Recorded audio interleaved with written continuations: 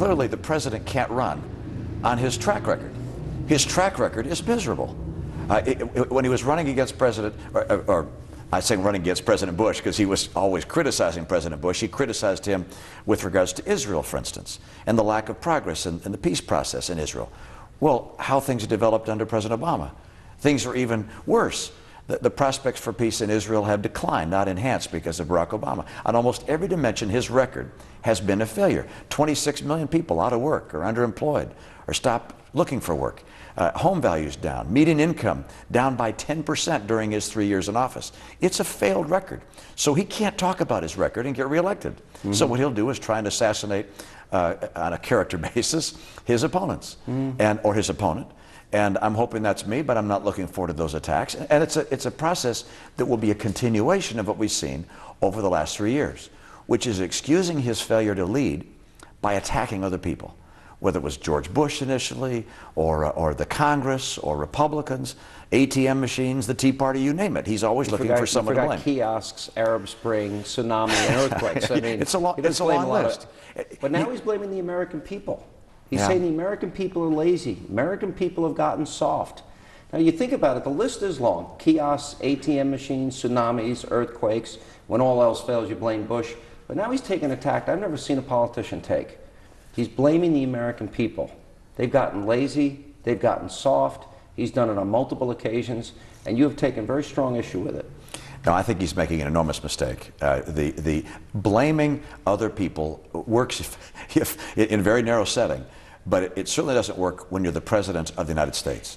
It's not following the Harry Truman, the buck stops here model. And people of America will not forget that President Obama had 2 years with a Democrat House and Senate, supermajority in each chamber. And he had his way with a whole series of legislative initiatives, and those initiatives have failed. Mm-hmm. He borrowed, what, $787 billion for his first stimulus? How did that work out? Not so well. He promised that he'd hold unemployment at 8% or below. Never been below 8% since. His record is abysmal, and he cannot continue to cast the blame on the American people or on anybody else, because he is the president and he's the one who's failed as a leader. We selected a guy who had an undistinguished record in the state Senate, did nothing of note in the United States Senate, and so it was hard to know exactly where he was. He was a blank page, and he had soaring rhetoric, which was inspiring, but people presumed he was going to be perhaps like Bill Clinton and try and move towards the middle and get Republicans and Democrats to work together. He has not been that. He has been found out to be an extreme liberal and who has, on almost every dimension, weakened America. We have a weaker economy because of this president. We have massive deficits, now $15 trillion in debt because of President Obama. He's now, by failing to lead the super committee and having led perhaps a trap by saying we're going to cut the military by $600 billion. That's on top of billions and billions of cuts so far he's put to the military. Our military is now weaker.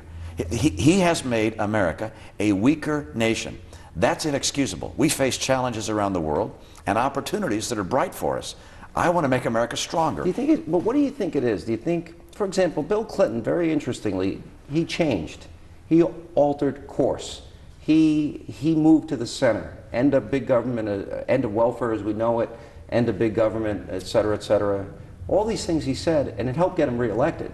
This president has shown an unwillingness, it seems, to adjust, to change, to alter his strategy. How do you interpret that? Is he a rigid ideologue?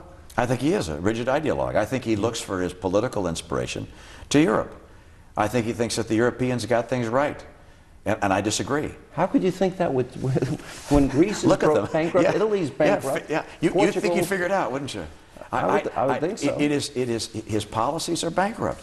The evidence is so stark, both internationally. His policy of saying, look, America's just another nation, we're not really exceptional, we're going to apologize to the world. How has that worked out? Look at Iran, the gravest threat we face. Has he made progress there? No. Has he made progress with Israel? No. His efforts in Afghanistan, I applaud the fact that he was in favor of a surge.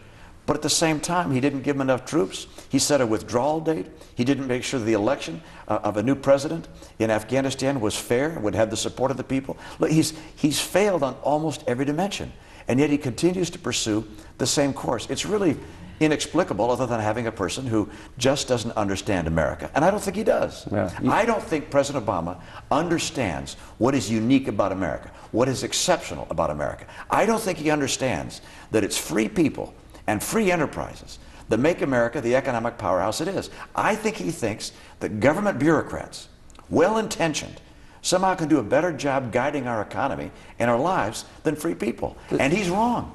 My view is that we have to take back the White House. We can't take, as a nation, 4 more years of a president who does not lead, of a president who doesn't know how the economy works, of a president that doesn't understand the perils that we face abroad and is committed to American exceptionalism.